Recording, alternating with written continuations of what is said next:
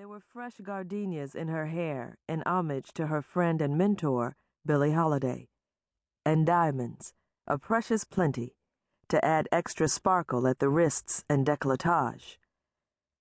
The crowd had come prepared to hear Ida Cox's Wild Women Don't Have the Blues. What they got instead was a set that began with compositions by Bach, Liszt, and Rachmaninoff.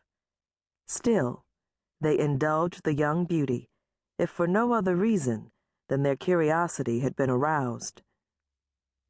Hazel played the classics with abandon, her expert hands racing across the keys. Then, in mid-measure, she added bass notes on the first and third beats while steadily increasing the tempo, playing the original melody while introducing another, until finally each piece was transformed into something highly syncopated and swinging. The shift was stunning. Touches of Tatum could be heard in every chord. Over the applause, she continued, weaving improvisations and casting her fetching smile to soften the shock of it all. It wouldn't be long before the club that featured such greats as Teddy Wilson, Albert Ammons, Meade Lux Lewis, and Mary Lou Williams made Hazel Scott its premier headliner, proclaiming her the darling of cafe society.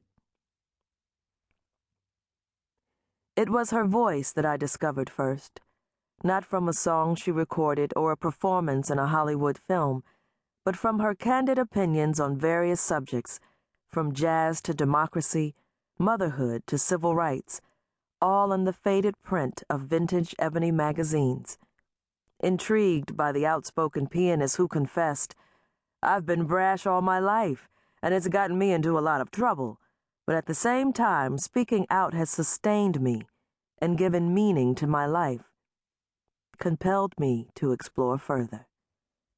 What I found was a woman of remarkable gifts, a Juilliard-trained classical pianist who had taken New York by storm back when swing was king, becoming a breakout success in the male-dominated world of jazz.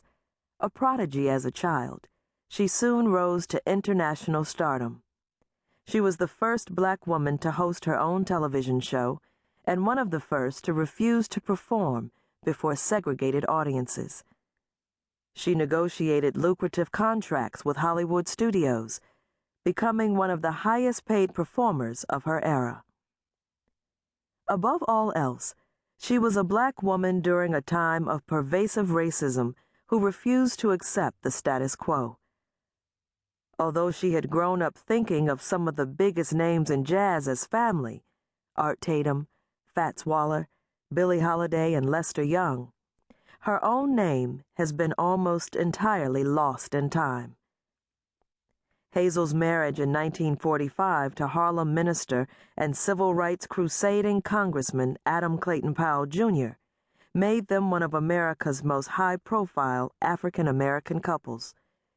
Their extravagant lifestyle kept them constantly in the national press, as did her defiant stand before the House Un-American Activities Committee during the McCarthy era.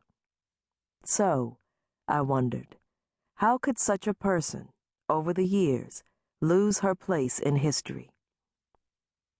I learned that Hazel was a complex personality full of contradictions.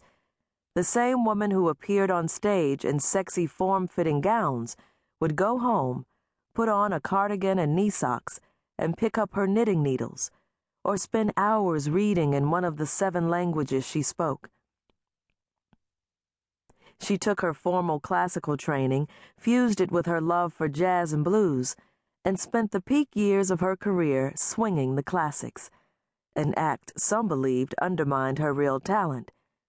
And while she never set out to wear the activist tag, as she called it, for a proud West Indian American infuriated with all forms of injustice, taking a stand was more a natural compulsion than an intention.